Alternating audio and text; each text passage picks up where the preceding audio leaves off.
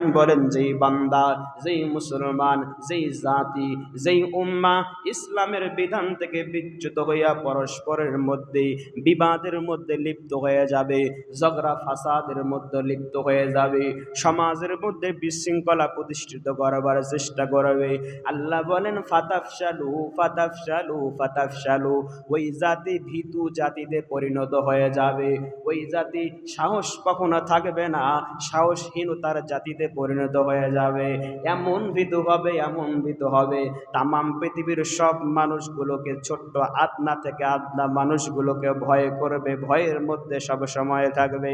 আল্লাহ বলেন শুধু তাই নয়, যেই জাতি ইসলামের বিধান থেকে সরিয়ে গিয়ে বিবাদের মধ্যে লিপ্ত হয়ে যায়, নিজেদের মধ্যে ফাটল সৃষ্টি করে, বিশৃঙ্খলা সৃষ্টি করে, নিজেদের মধ্যে দল উপদলে বিভক্ত হয়ে যায়, আল্লাহ রাব্বুল আলামিন বলেন ওয়াতাযহাবা রিহুকুম মুসবিরু, তোমাদের মধ্যে যেই প্রভাব প্রতিপত্তি শক্তি সামর্থ্য, সব ধরনের শক্তি সামর্থ্য আমি রাব্বুল আলামিন বিলীন করে দেব, নিঃস্ব করে দেব, তোমাদের মধ্যে কোনো ধরনের শক্তি সামর্থ্য থাকবে না।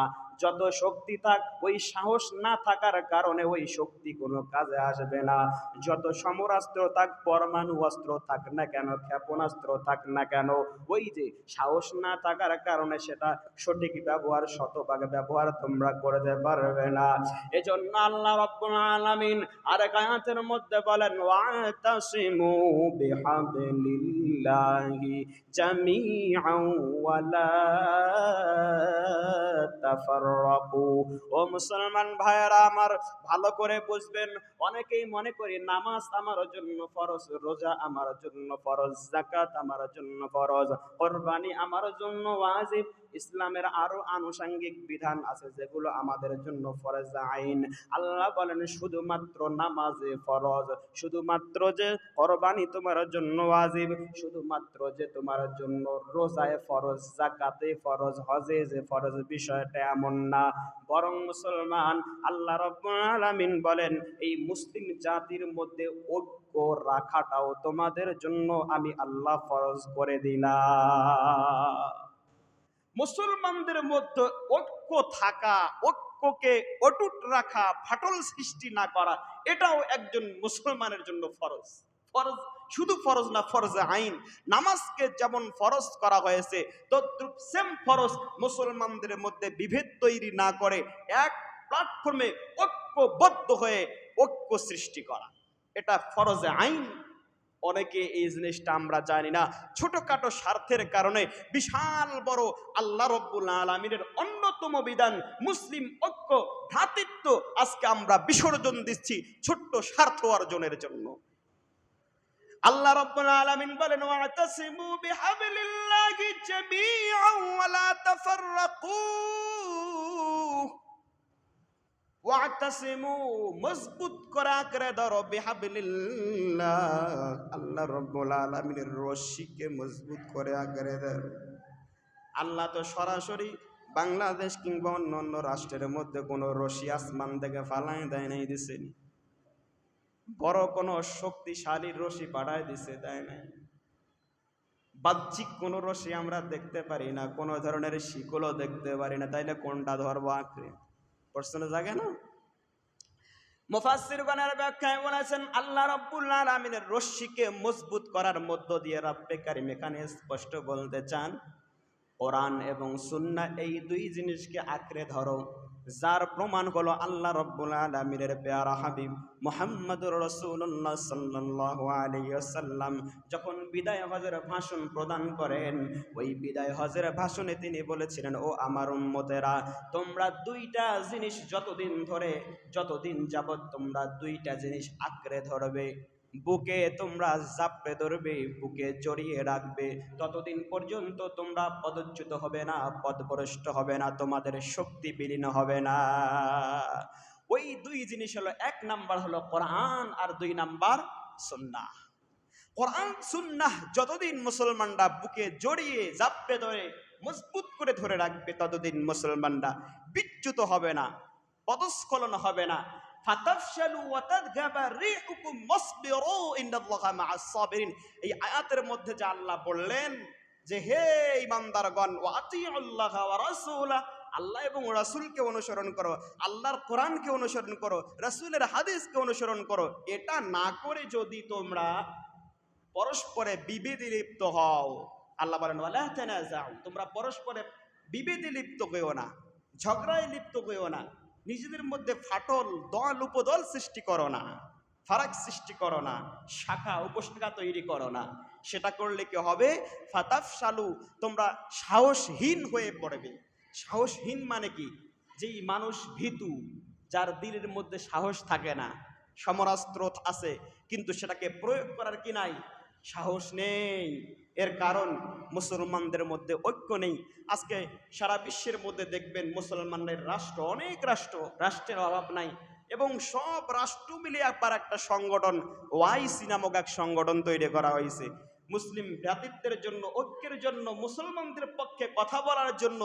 এই ওআইসি নামক আন্তর্জাতিক মুসলমানদের মুখপাত্র যে সংগঠনটা তৈরি করা হলো, সেই সংগঠনের কার্যকর কোনো ভূমিকা আমরা দেখতে পারি না। মুসলমানদের মজলুম মুসলিমদের দুর্দিনে আমরা কার্যকর দৃশ্যমান কোনো ভূমিকা দেখতে না পাওয়ার পিছনে একমাত্র কারণ মুসলিম রাষ্ট্রের প্রধানরা যারা আছেন, কর্তৃত্বে যারা আছেন, এরা সত্যিকার্থে রাষ্ট্রের মানুষকে সেবা দিতে আসে নাই। সত্যিকার্থে রাব্বে কারীমের যে কোরআনের ওই আয়াতের প্রকৃতপক্ষে বাস্তবায়ন করবার জন্য তারা ক্ষমতা গ্রহণ করে নাই, বরং যার যার স্বার্থ, ব্যক্তি স্বার্থের জন্য তারা ক্ষমতা প্রয়োগ করে এবং ক্ষমতা গ্রহণ করে নেতৃত্ব প্রদান করে।